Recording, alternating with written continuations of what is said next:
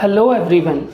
So my name is Dev Kaushik and today we are going to start the topic that is very important और stylish भी है important होने के साथ साथ। तो पहले क्या होता था, हम किसी भी वर्ड को जब इस्तेमाल किया करते थे तो अकॉर्डिंग टू टाइम उनमें कुछ ना कुछ बदलाव होता रहा है और जो नई चीज़ आ रही है वो स्टाइलिश होकर के आती है, एडवांस होकर के आती है और वो ट्रेंडिंग भी हो जाती है। मतलब लोग नई चीज़ों को बोलना पसंद करते हैं, नई चीज़ों को ही मतलब अपडेट करना चाहते हैं खुद को। So in English there are also so many updations, वो भी इंग्लिश के अंदर भी बहुत सारी ऐसी चीज़ें हैं जो टाइम टू टाइम अपडेट हो रही हैं। तो हम बातचीत कर रहे हैं एक ऐसी अपडेट के बारे में जो आज हम पढ़ेंगे। तो आज हम जान रहे हैं कि पहले कभी खाने पीने के लिए एक वर्ड इस्तेमाल होता था। पहले पीने के लिए इस्तेमाल होता था ड्रिंक और खाने के लिए हम इस्तेमाल करते थे दैट वर्ड वॉज ईट।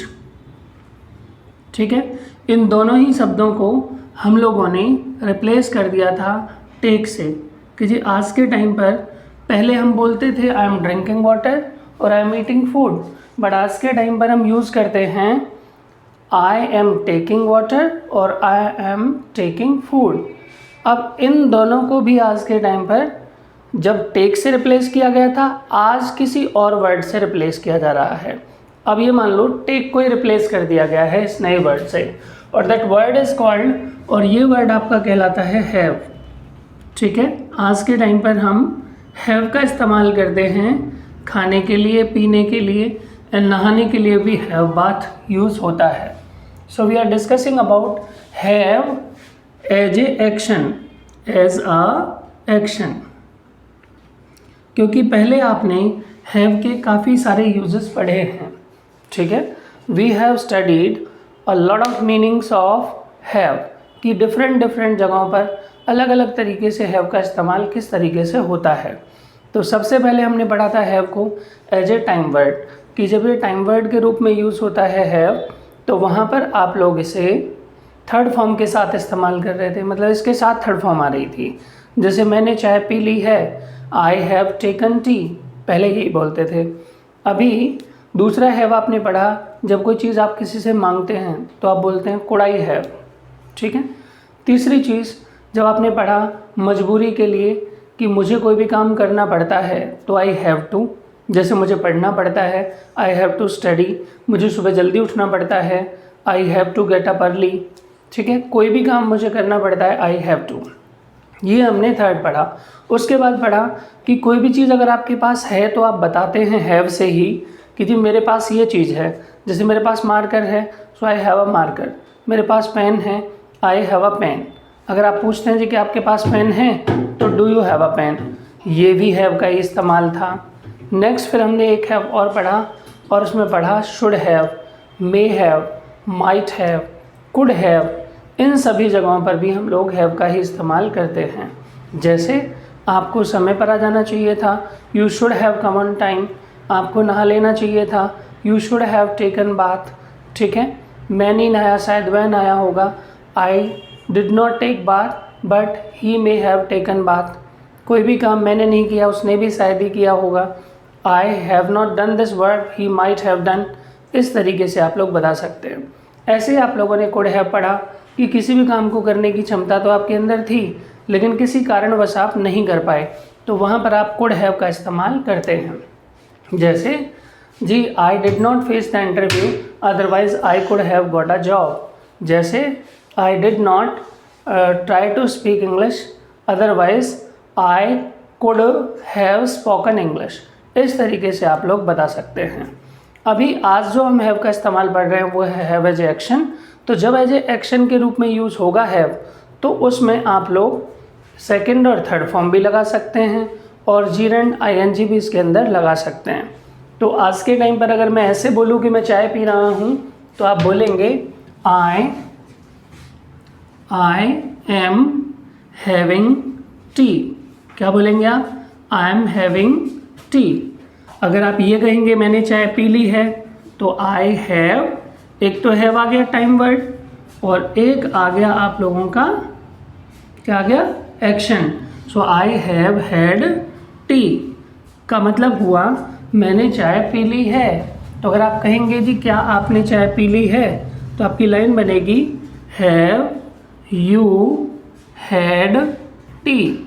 क्या आपने चाय पी ली है और क्या आप चाय पीते हैं, तो लाइन बन जाएगी डू यू हैव टी।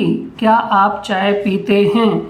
अगर आप ये कहने लगे कि मैं चाय कम पीता हूँ, तो आप कैसे बोलेंगे I have less T, I have less T. इस तरीके से आप बताएंगे कि जब मैं खाना खा रहा हूँ, आई एम हैविंग फूड। क्या आप खाना खा रहे हो, आर यू हैविंग फूड। आपने खाना खा लिया है, यू हैव हैड फूड। और मैंने चाय अभी अभी पी है, तो I just have had T. क्या लाइन बन जाएगी, I just have had T. I just have had T का मतलब होता है मैंने चाय अभी अभी पी है, I just have had T. क्या आपने चाय पी ली है, हैव यू हैड टी। क्या आपने चाय पी थी, डिड यू हैव टी। क्या आपने खाना खाया था, डिड यू हैव फूड। मैंने खाया था, I had food. I had food मतलब सेकंड फॉर्म आ गई हैव की, तो इसका मतलब हुआ जी मैंने खाना खाया था। और मैं खाऊंगा, आई विल हैव फूड। मैं पानी पीऊँगा, आई विल हैव वाटर। इस तरीके से आप लोग बता सकते हैं, नो प्रॉब्लम इज देयर। इसके बाद हम और बहुत सारी जगहों पर भी हैव का इस्तेमाल करते हैं, लेकिन खाने पीने के लिए उनके एक्शन थोड़े से डिफरेंट हैं, मीनिंग भी थोड़े से अलग निकलेंगे। तो क्या क्या जगह पर इस्तेमाल करते हैं, कौन कौन सी जगहों पर। सबसे पहले है have a bite. Have a bite का मतलब होता है किसी भी चीज़ को दांतों से एक बार काटना, जिसे हम हिंदी में एक गप्पा बोलते हैं, एक गल्ला बोलते हैं, एक बार बोलते हैं। किसी चीज़ को दांतों से काटना, खाना, वो कहलाता है हैव अ बाइट। क्या कहलाता है, हैव अ बाइट। जैसे छोटे छोटे बच्चे आपस में खाने पीने की चीज़ों के लिए झगड़ा करते हैं कई बार, तो सामने वाला बोलता है जी मैं बस एक गप्पा लूँगा, तो I will have a bite only. या फिर मैंने थोड़ा सा ही खाया था, I had a bite only, I had a bite. क्या आप इतना सा खाते हो, do you have a bite. या फिर एक बार तो दे किलो चेक करके हैव अ बाइट। ठीक है, मतलब हिंदी में ऐसे भी कह सकते हैं। मैंने एक लड़के से बोला कि हैव अ बाइट का मतलब होता है एक बार चेक कर लो। ठीक है, और उसने अपनी नोटबुक में हिंदी में लिख लिया खा के देख। खा के देख मतलब एक बार खा करके देखो। ठीक है, तो उसे भी आप हैव अ बाइट बोल सकते हैं, जो आपका दिल करे, but the meaning is that which you have cleared. हो गया होगा अब तो आपको clear. Yes, now we are talking about that is have a ship. Have a ship का मतलब होता है एक घूंट। तो एक घूंट क्या होता है, जब कोई चीज़ आप एक बार में पीते हैं या फिर एक थोड़ा बहुत पीते हैं, एक बार शिप करते हैं। ठीक है, हिंदी में तो आपको पता ही है एक घूंट क्या होता है, तो हम उसके लिए इंग्लिश में हैव अ सिप का इस्तेमाल करते हैं। जैसे मैं केवल एक ही घूंट चाय पीता हूँ, I have a sip of tea. मैंने एक ही घूंट पी थी, I had a sip of tea. मैं एक घूंट लूँगा बस, I will have a sip. ठीक है, I will have a sip of anything. इस तरीके से आप लोग बता सकते हैं। एक घूंट वो चाहे किसी भी चीज़ का हो सकता है, चाय, कॉफ़ी, कोल्ड ड्रिंक, व्हाटएवर। चीज़ों से कोई लेना देना नहीं है, बट आप हैव अ सिप का इस्तेमाल करते हैं। Next is called have a nap. Have a nap का मतलब होता है 5-10 मिनट के लिए खाना खाने के बाद सो जाना। जैसे दोपहर का खाना जो आप खाते हैं, लंच करते हैं, तो उसके बाद साइंस भी ये कहती है कि 5-10 मिनट के लिए हमें सोना चाहिए, रेस्ट करना चाहिए। तो 5-10 मिनट का जो टाइम होता है उसे नैपिंग टाइम भी बोलते हैं। तो नैप का मतलब होता है झपकी लेना या फिर 5-10 मिनट के लिए सो जाना, दैट इज़ कॉल्ड नैप। तो अगर आप कहेंगे जी कि आप लेते हो, तो do you have a nap. MNC companies में इवन नैपिंग टाइम दिया भी जाता है। लंच के बाद उन्हें 20 से 25 मिनट की आप थोड़ा बहुत रेस्ट कर लीजिए अब आराम से, and then their performance will grow on their on. ठीक है, तो ये कहलाता है हैव अ नैप। तो क्या आप लेते हो, do you have a nap. जो घर में गृहिणियाँ होती हैं, मम्मा होती हैं, सभी बच्चों की, तो वो क्या करते हैं दोपहर में कई बार थोड़ा बहुत रेस्ट कर लेते हैं। तो उस रेस्ट को जो 10-15-20 मिनट के लिए हम करते हैं, वो कहलाता है हैव अ नैप। ठीक है, वो उन्हें रिचार्ज करता है फिर शाम को बहुत सारी एक्टिविटीज़, सुबह बहुत सारा बर्डन, उन सारी चीज़ों से वो फ्रेश इसी वजह से रह पाते हैं क्योंकि वो नैपिंग करते हैं, 5-10 मिनट के लिए रेस्ट कर लेते हैं। Now we are talking about, हम बातचीत कर रहे हैं, वो कहलाता है हैव अ डिप। तो हैव अ डिप का मतलब होता है डुबकी लगाना। तो हैव अ डिप का मतलब जैसे आप लोग पानी में स्विमिंग करते हैं तो वहाँ पर डुबकी लगाते हैं ना, पूरा एक बार ऐसे कुछ बंद करके नीचे की तरफ जाते हैं। कुछ लोग तो काउंटिंग भी करते हैं, देखते हैं जी कितनी देर तक रह सकते हैं पानी में, तो वह हैव अ डिप कहलाता है। उसके बाद है have a puff. Have a puff का मतलब होता है सुट्टा लगाना, ठीक है। वैसे it's not a good habit, बिल्कुल भी अच्छी आदत नहीं है।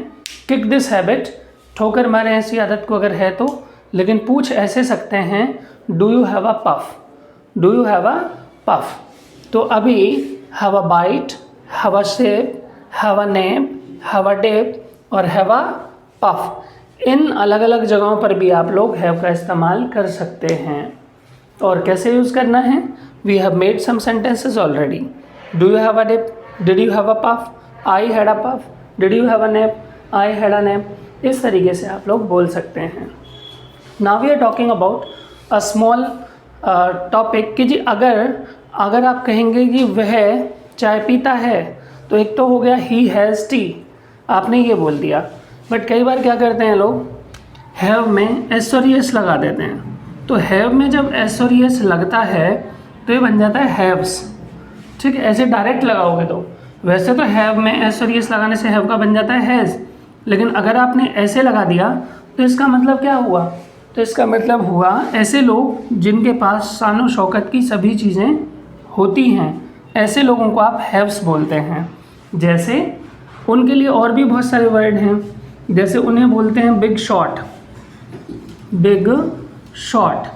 दूसरा वर्ड है बिग गन, ठीक है। बिग गन का मतलब यहाँ बड़ी बंदूक से नहीं है, बिग गन का मतलब rich person.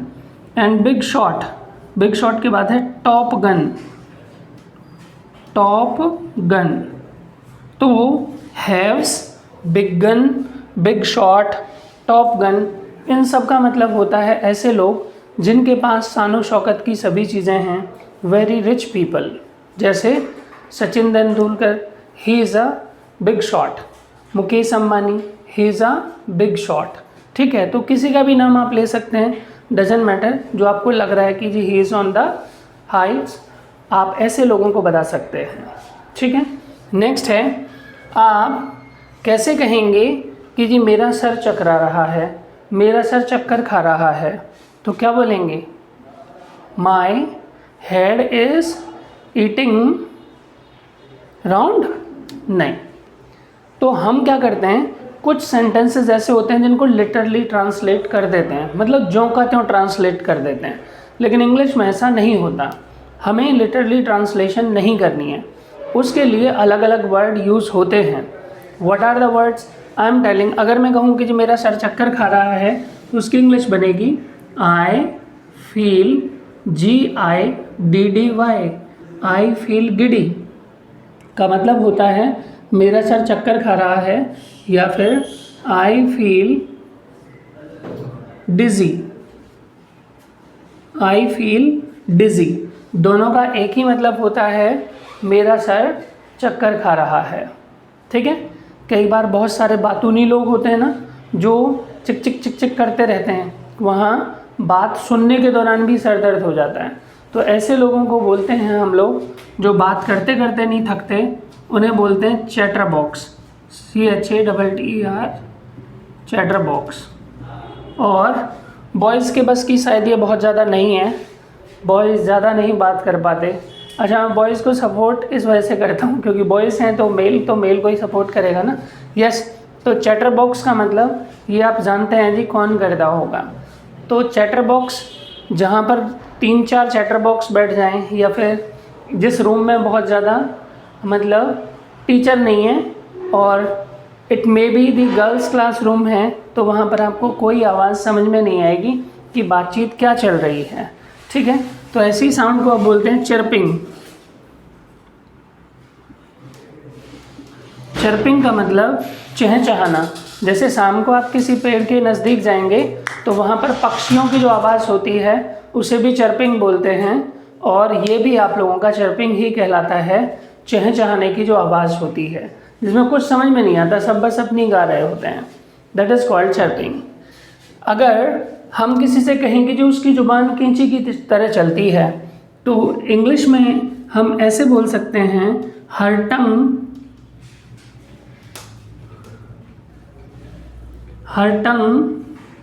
Runs on wheel. Her tongue runs on wheel का मतलब होता है उसकी ज़ुबान कैंची की तरह चलती है। अब इसका मतलब ये तो है नहीं कि कैंची की तरह चल सकती है, बस ऐसा बोलते हैं हम लोग, तो हम लिटरली ट्रांसलेशन नहीं बना सकते। एक वर्ड होता है बहुत अच्छा इंग्लिश में, दैट इज़ कॉल्ड लिटरली,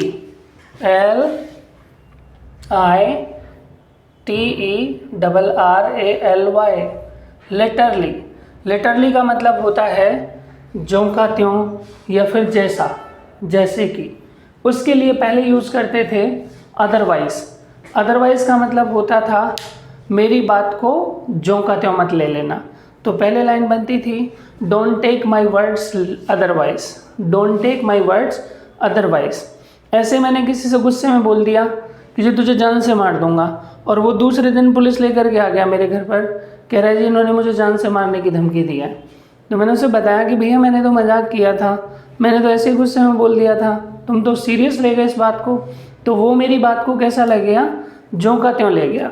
तो इसे इंग्लिश में बोलेंगे, he took my words literally, he took my words literally. तो मैंने उससे बोला कि जी मेरी बात को ना ज्यों का त्यों मत लो, थोड़ा समझो मैं क्या कहना चाहता हूँ। तो कैसे कहेंगे जी मेरी बात को ज्यों का त्यों मत लो, don't take my words literally, don't take my words literally. एक बच्चा जो हमारे मोहल्ले में, हमारी कॉलोनी में बहुत मीठा बोलता है, मतलब हर कोई ये कहता है कि जब वो बोलता है ना तो फूल झड़ते हैं, फूल। तो ऐसा सुन लिया एक पड़ोस वाली आंटी ने, और सुबह सुबह पहुंच गई उसके घर थाली लेकर के, बोले भैया 2-4 वर्ड बोलना, मैं मंदिर जा रही हूँ, मैंने सुना है कि जब तुम बोलते हो तो फूल झड़ते हैं। तो जी ऐसा तो होता नहीं होगा कि जी कोई बोले और फूल झड़ जाते हो, ऐसा केवल कहते हैं। तो वो अम्मा भी क्या कर गई, उसकी बात को ज्यों का त्यों ले गई, ठीक है, ऐसा नहीं होता। तो फिर भी अगर हम कैसे कहेंगे कि वह बहुत मीठा बोलता है, तो इंग्लिश में बोलेंगे he has honey tongue, he has honey tongue का मतलब वह बहुत मीठा बोलता है, ही हैज़ हनी टंग, ठीक है। उसकी हालत इन दिनों भीख मांगने जैसी हो रही है। तो लाइन बन जाएगी, he is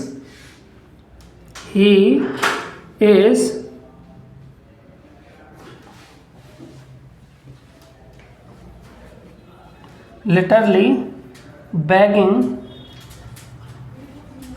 nowadays, he is literally begging nowadays का मतलब होता है उसकी हालत इन दिनों भीख मांगने जैसी हो रही है, ठीक है। वो भीख नहीं मांग रहा, लेकिन ज्यों का त्यों, ठीक है, मतलब 90% काम होने की संभावना है, 10% रियलिटी नहीं है। ऐसी सिचुएशन को हम लोग बोलते हैं। जैसे आप लोगों ने किसी को रोने से पहले देखा हो, तो रोने से पहले की जो सिचुएशन होती है सॉबिंग, SOB, शॉब का मतलब सिसकना। तो रोने से पहले या रोने के बाद की जो सिचुएशन होती है उससे आपको आइडिया लग जाता है कि ये रोने ही वाला है। He is literally crying, he is literally weeping, ठीक है। अगर किसी के चेहरे पर स्माइल दिख रही है तो भी आप उसे पहचान सकते हैं जी, ही इज़ लिटरली लाफिंग, ये हंसने ही वाला है। ऐसे एक्टर भी आपने देखे होंगे जो रोते रोते हंसने लगते हैं या फिर हंसते हंसते रोने लगते हैं। तो ऐसी सिचुएशन को बोलते हैं लिटरली क्राइंग या फिर लिटरली वीपिंग, ठीक है। वह आने ही वाला है, ही इज़ लिटरली कमिंग, ठीक है। इस तरीके से आप बताएंगे। नेक्स्ट है इसके बाद और भी बहुत सारे वर्ड हैं। जैसे किसी के पिताजी ने जब रिजल्ट देखा तो गुस्से के मारे आग बबूला हो गए। तो जी साइड वाला लड़का कह रहा है, क्या कह रहे हो तुम? कह रहा है जी इसके पिताजी में आग लग गई और बबूले निकल रहे हैं। ऐसा नहीं होगा, यस, बस उसने इसकी बात को ज्यों का त्यों ले लिया। He took my words literally, he took his words literally, उसने उसकी बात को ज्यों का त्यों ले लिया। बाकी गुस्से के मारे आग बबूला होना कहलाता है blazing with anger. His father is literally blazing with anger. Blazing with anger एक तो होता है आप लोगों का गुस्सा, गुस्से को हम बोलते हैं एंगर, ठीक है, और एक होता है ब्लेजिंग। ब्लेजिंग विद एंगर का मतलब हो गया गुस्से के मारे आग बबूला होना। और एक इतना भयंकर गुस्सा होता है जिसमें आदमी की आंखों में खून आने लगता है, उसे बोलते हैं रेस, ठीक है, रेस। तो एक हो गया नॉर्मली एंगर और एक होता है रेस। तो यहाँ पर ब्लेजिंग विद एंगर लगा दिया, इस वजह से गुस्से के मारे आग बबूला हो रहे हैं। और दूसरे जो पड़ोसी थे उनके पिताजी ने जैसे रिजल्ट सुना वो खुशी के मारे कुर्सी से उछल पड़े। तो ऐसा तो नहीं होगी जी छलांग लगा दी होगी फादर ने, बस ऐसी एक्साइटमेंट उनके अंदर आई होगी।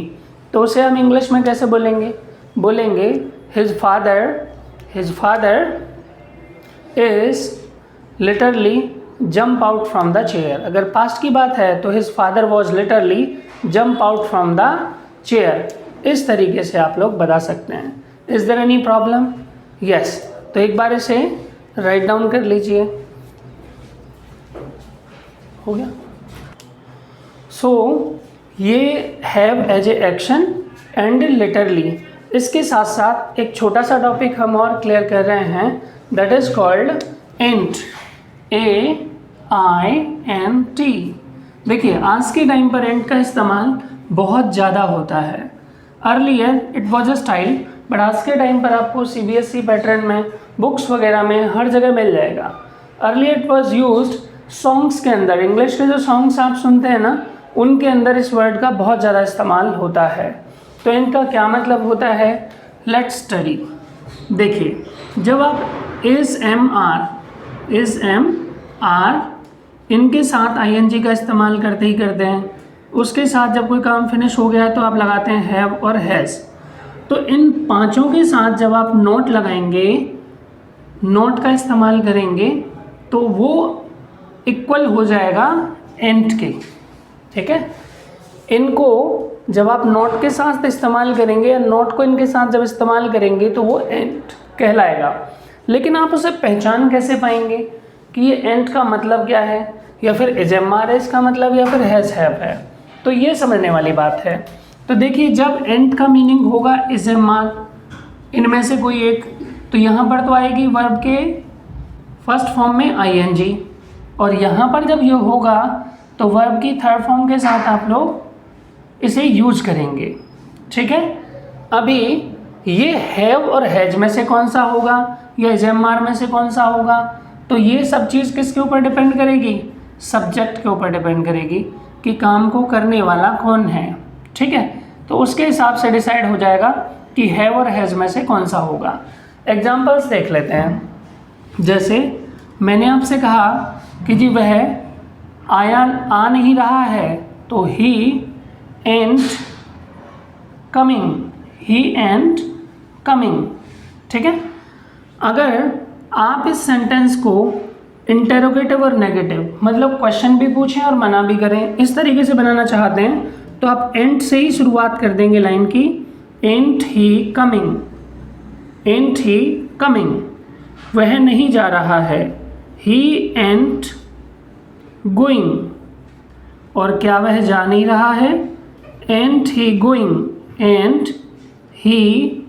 गोइंग। इस तरीके से आप बता सकते हैं। अब हैजब के साथ, तो अगर मैंने कहा कि जो वह आया नहीं है, ही AINT एंट कम, ठीक है, और क्या वह आया नहीं है, AINT एंट ही कम केम कम, ठीक है। अगर मैं आपसे कहूँ कि जी वह नहाया नहीं है, ही एंट टेकन बाथ, और क्या वह नहाया नहीं है, तो क्या लाइन बन जाएगी बताइए, and he taken bath, and he taken bath. तो इस तरीके से हम लोग सेंटेंसेस बना सकते हैं, एंड का इस्तेमाल कर सकते हैं।